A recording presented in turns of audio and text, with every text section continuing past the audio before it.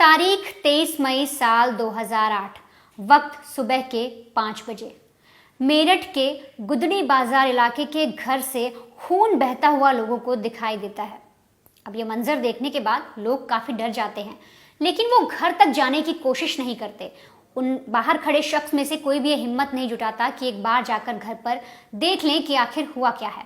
लेकिन नाली के अंदर लगातार खून बह रहा था, पूरा पानी लाल हो चुका था और इसके बाद जो वहां आसपास लोग मौजूद थे वो आपस में बात कर रहे थे, लेकिन किसी की ये हिम्मत नहीं हुई कि पुलिस को इस बारे में बता दिया जाए। लेकिन कुछ ही देर बाद उस घर के पास गाड़ियों का काफिला आकर रुकता है। एक से एक महंगी महंगी गाड़ियां, और तो और उस काफिले में वीआईपी यानी कि लाल बत्ती की गाड़ी भी मौजूद थी। कुछ देर बीतती है, उस घर के अंदर से कुछ नौजवान लड़के निकलते हैं जिन्होंने अपने हाथों में 3 लाशों को थाम रखा होता है। वो उन लाशों को घसीट कर लाते हैं, गाड़ी की डिग्गी में डालते हैं और फिर उन्हीं लाशों को ले जाकर सीधे हिंडन नदी में जाकर बहा देते हैं। अब आज से 16 साल पहले हुए इस हत्याकांड ने ना सिर्फ मेरठ को बल्कि उत्तर प्रदेश की राजधानी लखनऊ को भी हिलाकर रख दिया था। जिस किसी ने भी इस हत्याकांड के बारे में जाना सुना वो सहम गया। लोगों ने अपने परिवार वालों को घर से निकलने के लिए मना कर दिया, रात को बाहर जाने पर रोक लगा दी। यहाँ तक कि अपनी बच्चियों को भी घर से बाहर जाने पर कई लोगों ने रोका और टोका। सबके मन में ये डर समा गया कि कहीं इनकी भी इसी तरीके से हत्या न कर दी जाए। आखिर क्या था यह हत्याकांड और कौन है शीबा कुरैशी, इजलाल कुरैशी, जिन्होंने पुनीत गिरी, सुनील ढाका और सुधीर उज्जवल नाम के इन 3 लड़कों की ना सिर्फ हत्या की बल्कि इतनी बेरहमी से हत्या की जो पूरी रात भर चलता रहा। पहले उन्हें पाइप से मारा गया, तलवार से उन्हें काटा गया, उनकी आंखें फोड़ी गई और जब इतने में भी मन नहीं भरा तो उन्हें गोलियों से छलनी किया गया और इसके बाद घसीटते हुए उन लाशों को बाहर निकाला गया और डिग्गी में डाला गया और फिर उन्हें ठिकाने लगाने की कोशिश की गई। क्या था यह हत्याकांड? क्यों जो इजलाल कुरैशी है उसे हत्या करनी पड़ी? और आखिर ये तीनों लड़के कौन थे? शीबा से इनका क्या कनेक्शन था? कई तरीके के सवाल खड़े होते हैं जिनका मैं आपको एक एक करके जवाब दूंगी। लेकिन उससे पहले बता दूं कि आज से 16 साल पहले जब यह हत्याकांड हुआ था उसकी बहुत लंबी सुनवाई हुई। कई दिनों तक केस जो है वो चलता रहा, लोग बदलते रहे, पुलिस वाले बदलते रहे, साथ ही साथ जो अपराधी हैं उनमें से 2 की तो मौत भी हो गई। लेकिन अब जाकर यानी 16 साल बाद अदालत ने उन सारे हत्यारोपियों को जिन्होंने हत्या की थी, यहाँ तक कि उस लड़की को भी सजा सुनाई है। क्या सजा सुनाई है, कैसे सुनवाई हुई और कौन था वो लड़का जो इस पूरे केस में छूट गया है, और तो और कब क्या हुआ, मैं आपको एक एक करके इस पूरे केस की डिटेल बताऊंगी। किस तरीके से जो इजलाल कुरैशी है उसने 3 मासूम लड़कों की जान ले ली। इस पूरी कहानी को समझने के लिए आपको चलना होगा साल 2008 में। साल 2008 में मीट कारोबारी इजलाल कुरैशी मेरठ में रहा करता था। बड़ा दबदबा था इसका।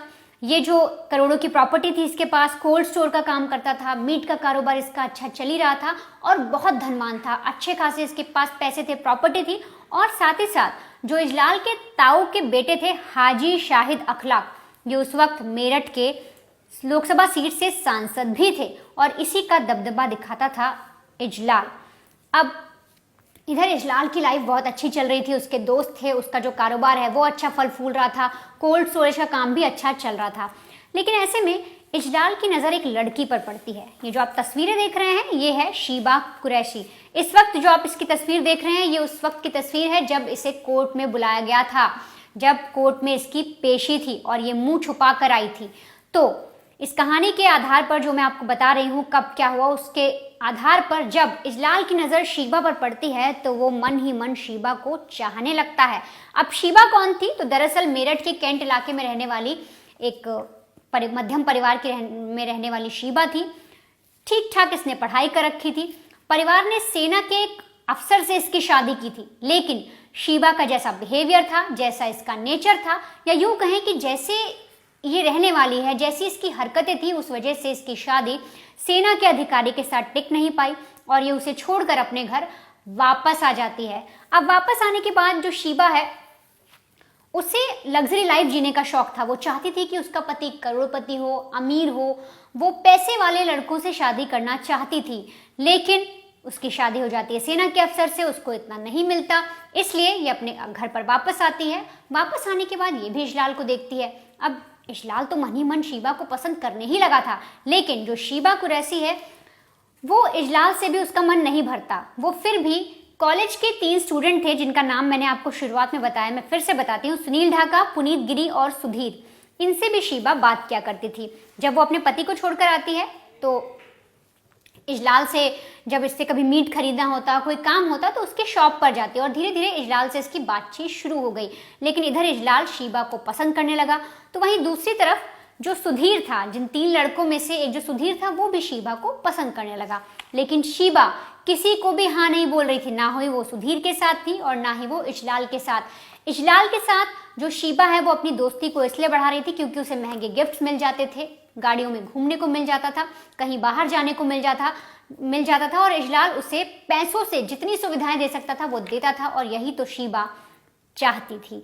अब लग्जरी लाइफ की शौकीन जो शीबा थी उसकी सारी चीजें पूरी हो रही थी, लेकिन इधर इजलाल को अचानक पता लगता है कि जो शीबा है, जो ये लड़की है, ये सुधीर से भी बात करती है। तो उसे डर लगता है कहीं इसका अफेयर सुधीर के साथ तो नहीं हो गया। वो शीबा से कई बार पूछता भी है, लेकिन शीबा साफ तौर पर मना भी नहीं करती और इजलाल को कुछ बताती भी नहीं। अब ऐसे में जो इजलाल है उसे बहुत ज़्यादा डाउट हो गया, वो कुछ समझ नहीं पाया और उसे लगा कि हो ना हो सुधीर जो है वो शीबा को उससे छीनना चाहता है, और इसीलिए उसने पूरी प्लानिंग रची, सुधीर के हत्या की। दरअसल जो सुधीर है वो इजलाल को पहले से जानता था, इन लोगों की दोस्ती थी। यहाँ तक कि जो पुनीत और सुनील ढाका हैं ये भी इजलाल को जानते थे, क्योंकि इजलाल उस एरिया का काफ़ी जाना माना चेहरा था, एक उसका दबदबा था, इसलिए लोगों से उसकी जान पहचान थी। अब जब जो इजलाल कुरैशी है वो मारने का प्लान बना लेता है, तो उसी के आधार पर 22 मई साल 2008 को ही वो अपने घर पर सुधीर को पार्टी के लिए बुलाता है। वो कहता है कि मेरे घर पे छोटी मोटी दावत है, तुम आ जाना और साथ में पुनीत और सुनील भी आ जाएंगे। अब इसके बाद वहां पर ये लोग पहुंचते हैं, खूब दारू पार्टी होती है। इजलाल जानबूझकर इन तीनों को बहुत ज्यादा दारू पिलाता है। शराब पिलाने के बाद वो शीबा के बारे में बात करना शुरू करता है, सुधीर भी शीबा के बारे में बात करता है। अब इन दोनों के बीच में कुछ झगड़ा भी हो जाता है और इसके बाद फौरन जो इजलाल कुरैशी है वो अपने दोस्तों को फोन करता है। वो लोग पाइप लेकर, चाकू लेकर, तलवार लेकर उस घर में दस्तक देते हैं और इसके बाद जब जो तीनों लड़के हैं, सुनील ढाका है, पुनीत है और सुधीर है, जब ये लोग नशे की हालत में होते हैं तो इन पर पाइप से अटैक किया जाता है। इन्हें इतना मारा जाता है कि हर तरफ खून ही खून फैल जाता है।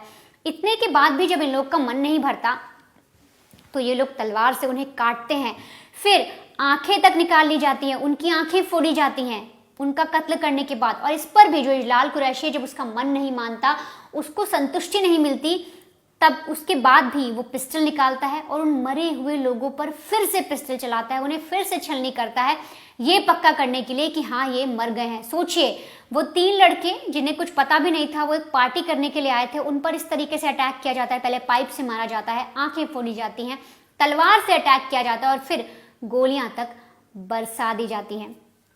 अब इसके बाद जब कत्ल कर दिया जाता है, रात भर जो पार्टी चल रही थी उसमें रात भर इस चीज को अंजाम दिया जाता है।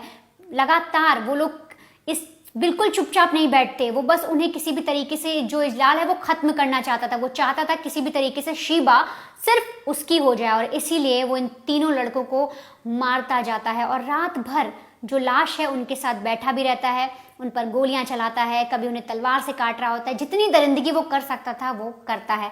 अब सुबह के बज जाते हैं 5 और उसी वक्त जो आसपास से लोग गुजर रहे थे वो देखते हैं कि उस घर से खून बह रहा है, लेकिन यहाँ पर कोई भी ये हिम्मत नहीं करता कि पुलिस को कॉल कर दिया जाए, क्योंकि जो इजलाल कुरैशी है उससे काफी लोग डरते थे, क्योंकि उसका दबदबा था उस एरिया में।